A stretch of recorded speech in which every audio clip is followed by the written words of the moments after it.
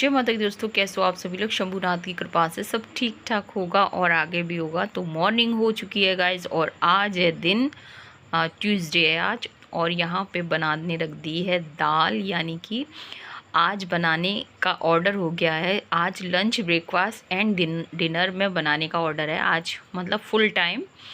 आज बच्चों को, हस्बैंड को खानी है इडली सांभर खाना है। तो मैं आपको बताऊं, सब्जियां तो मेरे पास थी नहीं, दाल थी। नाइट में लब के पापा ने बोला मेरे से कि जो सूजी आई है ना उसका होगा क्या, कहीं उसमें ऐसा ना हो कि कीड़े पड़ जाएं सूजी में, अभी उसका कुछ कर लो। क्योंकि जब वो लब के पापा लेकर आए थे, लगभग है ना 5 किलो सूजी लेके आए थे लब के पापा।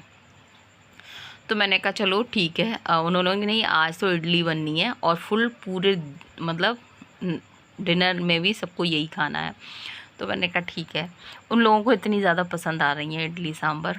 तो यहाँ पे फिर क्या था, दाल में मसूर की दाल थी मेरे पास, सब्जी कोई थी नहीं, तो मैंने दाल बना दी। और उन लोगों ने बोल भी दिया था कि जो है तेरे पास बना दियो, बस इडली बना दियो, हम किसी से भी खा लेंगे। कहने का मतलब ये था। मैंने कहा ठीक है। तो यहाँ पर दाल चढ़ा दी थी मैंने। उधर मेरी चाय बन रही है। और ये झाग है ना, तो गाइस ये झाग निकालना बहुत ज़रूरी होता है। आप कितनी भी जल्दबाजी हो, आपको कितना भी कुछ हो, लेकिन झाग ज़रूर निकाला कीजिए। अधिकतर लोगों का रहता है ना कि जैसे कि है ना वो दाल बनाते हैं तो उसमें ना प्याज, टमाटर, हरी मिर्ची, धनिया वनिया एक साथ डाल देते हैं, वो फिर बाद में तड़का लगा देते हैं। लेकिन वो है ना रॉन्ग होता है। जो ये दाल में ना जो हम झाग निकालते हैं ना, ये ठीक होता है। क्योंकि ये जो कहते हैं ना कि जो पुराने हमारे बुज़ुर्ग करते चले आ रहे हैं, वो ऐसे ही तो नहीं करते चले आ रहे हों। यहाँ पे ये डेला वाला नमक होता है ना, तो गाइज़ मैं आज भी यूज़ करती हूँ डेला वाला नमक। क्योंकि ये डेला वाला नमक ये जो जैसे कि ना आप है ना जो टाटा नमक होते हैं और बाकी जो नमक होते हैं, उन वो नमक थोड़े हार्ड होते हैं, ये थोड़ा सॉफ्ट होता है। तो मेरे को लगता है कि ये वाला नमक जो देसी नमक है, ये यूज़ करना चाहिए, सबको यूज़ करना चाहिए अपने खाने में। जो हम लिक्विड वाली सब्ज़ी बनाते हैं उसमें ये जो डेला वाला नमक यूज़ करना चाहिए। मैं तो ना दीपावली पे ना मैं तो दीपावली पे ये वाला डेले वाला नमक मंगा लेती हूँ लब के पापा से। तो लगभग 1 किलो मंगा लेती हूँ, तो काफ़ी दिन के लिए चलता है वो। तो मैं ना लिक्विड वाली सब्ज़ी बनती है ना उसमें डाल देती हूँ। और बाकी सूखी वगैरह में तो जो अपने नमक होते हैं वही ऐड करती हैं। वैसे तो ये है कि अगर आप सेंधा नमक खाओ ना तो वो सबसे ज़्यादा बेस्ट होता है। सेंधा नमक मेरे मायके में ना सेंधा नमक ही खाया जाता है।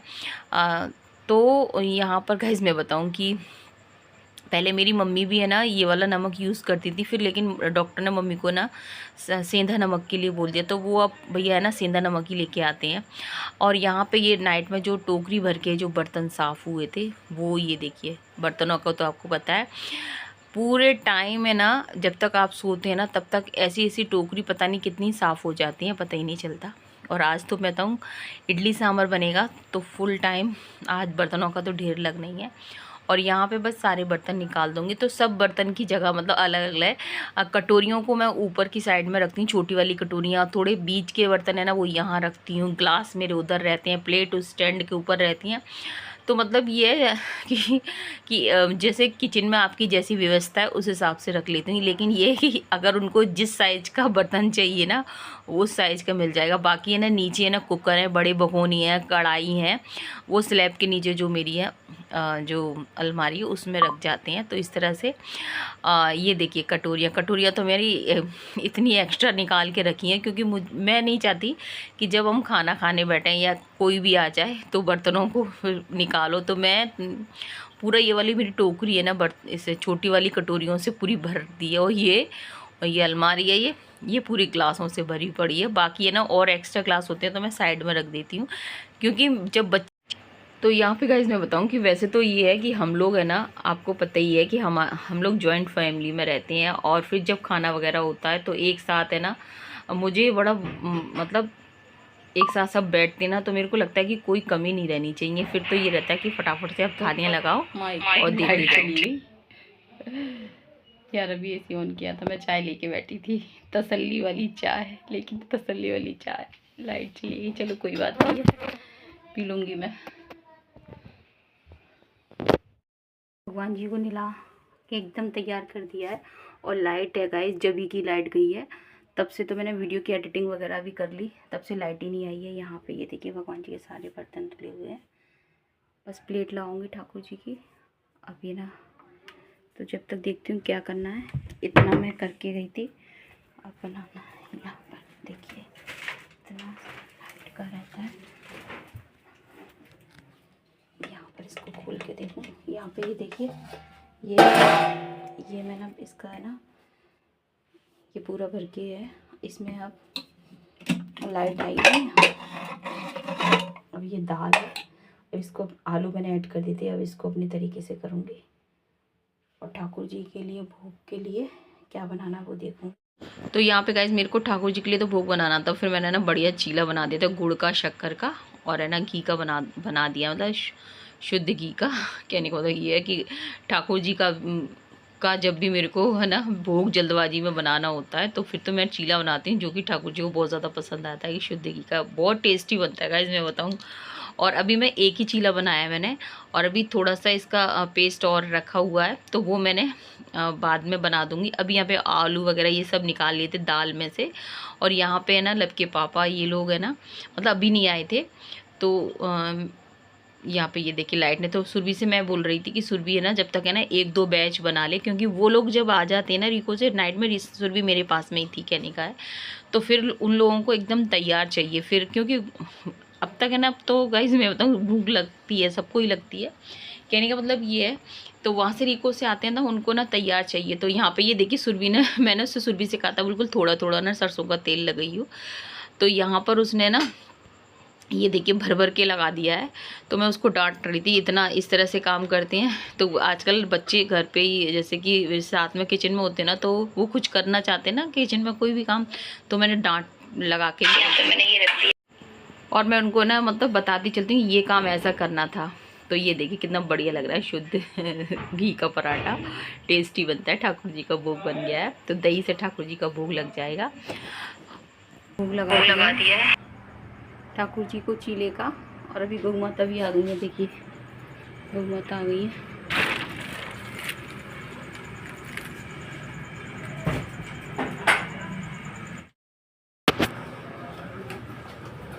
गाइस यहाँ पे ये देखिए रौनक खिला रही है गौ माता को, मैं भी खिला दूँ। लो खा लो, खा लिया उसने, चलो भाई। और यहाँ पर फिर है ना मतलब कुकर में से निकाल के मैंने भगोनी में दाल कर ली थी, क्योंकि दाल है ना मैंने सीटी लगाई थी ना, ज़्यादा पानी नहीं ऐड किया नहीं था उसमें, तो दाल तो खूब अच्छी तरह से एकदम फिट गई थी, है ना, कहने का मतलब ये घुल गई थी। और है ना फिर भगोनी में मैंने कर दिया था। तो ये दूध का ही भगोना था, तो मेरे को जो दूध का भगोना वही खाली करना था, क्योंकि इसमें ही है ना मतलब पूरा भर के ही बनाया था गाइज, मैं आपको बता दूं। और यहाँ पे सुरभि उस दिन है ना उसने सब्जी छोंकी थी ना, तो उससे छींटे ना उसके गाल पे आ गई थी। और इसमें मैंने कटाई डाली थी, जो साबुत वाली कटाई बॉईल करने में, तो वो निकाल दिए। फिर उसे मिक्सी से मैं पीस दूंगी और फिर इसमें ऐड कर दूंगी। और ये वाली कटाई जब डाल देते हैं ना गाइज, तो वाकई में ही सांभर का टेस्ट बन जाता है।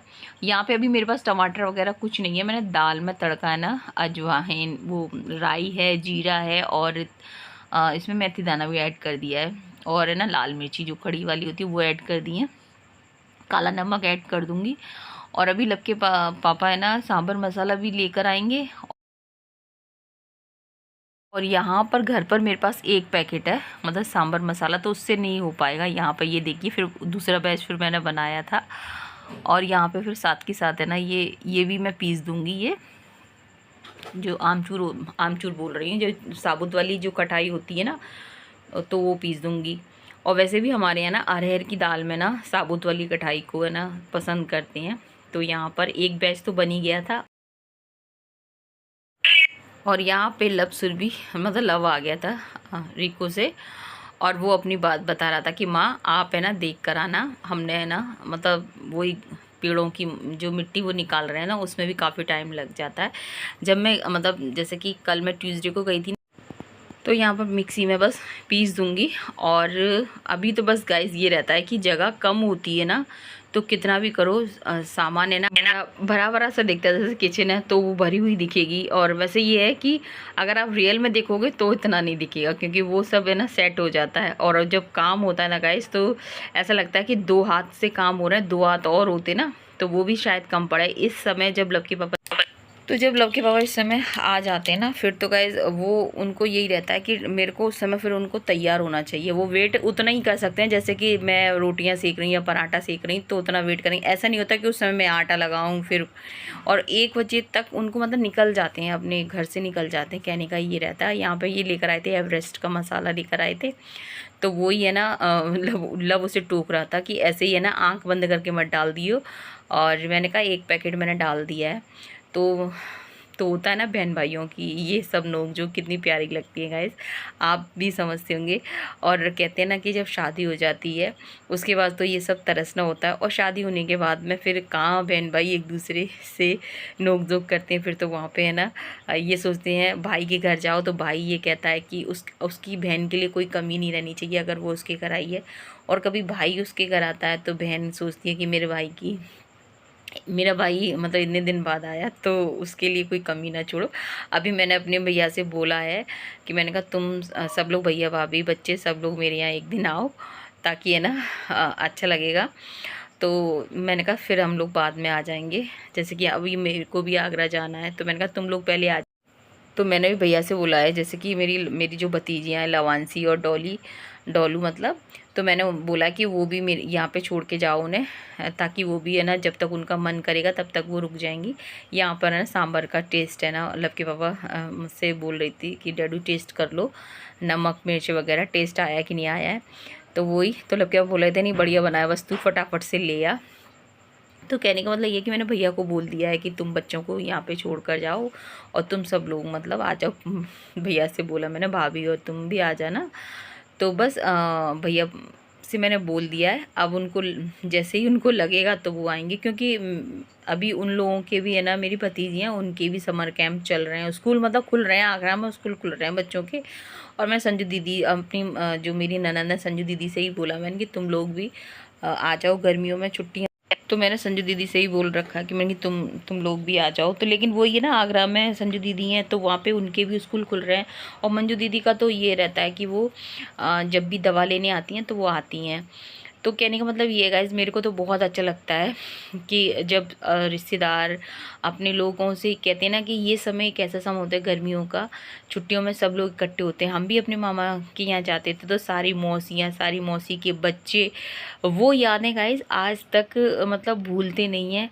और अब क्या वो दिन कभी लौट के आने नहीं आते, वो पल इतने खूबसूरत थे कि आज भी हमें याद करते हैं। वो लोग भी याद करते होंगे जो जैसे कि मेरे मौसी के बच्चे हैं, मेरे मामा जी के बच्चे हैं, जिस तरह से हम लोग याद करते हैं। तो मेरा तो यही रहता है कि भैया अपनों को, तो मेरा तो यही रहता है कि अपनों से बढ़कर कुछ नहीं होता। और ये धन दौलत रुपया पैसा ये सब हमारी ज़रूरतें पूरी करते हैं, ये हमारे जीवन में बहुत ज़रूरी हैं। लेकिन ना जो हमारे पास वाकई में हमारे जो इतने प्यारे सोने रिश्ते हैं उनको। राम राम है जी। तो गाइस अब हो रहा है लंच, हो रहा है अब। लव के पापा इन सब लोगों ने तो कर लिया है, तो आप भी कर लीजिए। तो ये गौ माता की है, गौ माता को वैसे मैंने वो चीला खिला दिया, ये निकाला था गौ माता के लिए। कर लीजिए। कितना टाइम हो रहा होगा, 1 बज रहे हैं गाइस। लव के पापा जा चुके हैं रिको, और रिको पर डेली जा। तो कहते हैं ना कि इतने प्यारे रिश्ते हैं, उन्हें हमें कभी भूलना नहीं चाहिए। और देखिए मैं बताऊं कि फैमिली में नोक झोंक सबके साथ में होती है, सबकी फैमिली में होती है, लेकिन है ना उनको इतना तूल नहीं देना चाहिए। मेरा मानना तो ये है, उतना तूल नहीं देना चाहिए। और अंत में हमारे पास कुछ रह नहीं जाता है, अंत में हम सबको सटकना होता है। तो इसलिए मेरे को लगता है कि अपने जो अनमोल रिश्ते हैं ना उन्हें हमें संभाल के रखना चाहिए। और बाकी तो सब शंभूनाथ के हाथ में है। और यहाँ पे गाइस मैं आपको बता दूँ कि अब मतलब रिको से आए थे, फिर मैंने भगवान जी को, ठाकुर जी को सुला दिया था। और इसके बाद है ना मैं बताऊँ कि लव के पापा और ये लोग चले गए थे, रिको लव सुरभि तो चली गई थी अपने, मैंने बोला मेरे भांजी के यहाँ चली गई थी। और यहाँ पर अभी मैं मतलब वो लोग चले गए थे, तो फिर मैंने सोचा कि चलो थोड़ी देर आपसे बात कर लें। और इतनी लंबी बात मैं आपसे आज कर रही हूँ, कहने का मतलब ये कि रिको की पता नहीं, अभी हम बजरंगी बाबा के मंदिर गए थे मतलब शाम को 6 साढ़े 6 बजे। तो मैं बताऊं कि बीच में लब के पापा की बाइक ख़राब हो गई, यानी कि मैं तो घर से पैदल गई थी थोड़ी दूर, तो लब के पापा की बाइक ख़राब नहीं होती, गियर वगैरह निकल गया था। तो ये समझो कि घर से लेके रीको के आधे रास्ते तक तो मैं और सूरी पैदल गए थे। फिर लब के पापा ने अपनी बाइक उसको ठीक कराया था, जो गियर वगैरह। तब हम है ना पहुँचे बजरंगी बाबा के मंदिर। तो जब मंदिर पहुँचे ना, तो वहाँ पर हो रही थी बजरंगी बाबा की आरती हो रही थी। तो पहले तो मैं लब के बाबा से गुस्सा हो रही थी कि मतलब कि आपके चक्कर में हम पैदल चलना पड़ा इतना। लेकिन है ना, फिर बाद में मेरे को लगा कि ये बजरंगी बाबा की ही मर्ज़ी थी कि उनको हमको आरती में शामिल करना था, क्योंकि अगर हम जल्दी पहुंच जाते तो उस समय आरती होती नहीं, क्योंकि आपको तो पता ही है आरती का टाइम होता है, समय होता है। तो मैं आरती के समय पहुंची थी, सुरभि चली गई थी मेरे भांजी के यहाँ, तो वही मैंने बताया आपको। तो लब के पापा चले गए थे मम्मी के पास और मैं थी मंदिर में, और मंदिर में इतना अच्छा लग रहा था गाइस। वहाँ पे आरती के समय पूरा बजरंगी बाबा का जो, देखिए मेरे पार्लर पे कस्टमर आ गए, बेल बज गई, तो पूरा भरा हुआ था, आरती का माहौल इतना अच्छा लग रहा था। तो गाइस बस वीडियो का एंड करूँगी और यही कहूँगी कि अगर वीडियो पसंद आए तो लाइक करना, चैनल पे पहली बार है तो प्लीज़ सब्सक्राइब करना। जय हिंद साथियों, जय श्री राम। मेरे पार्लर पे आ गए कस्टमर।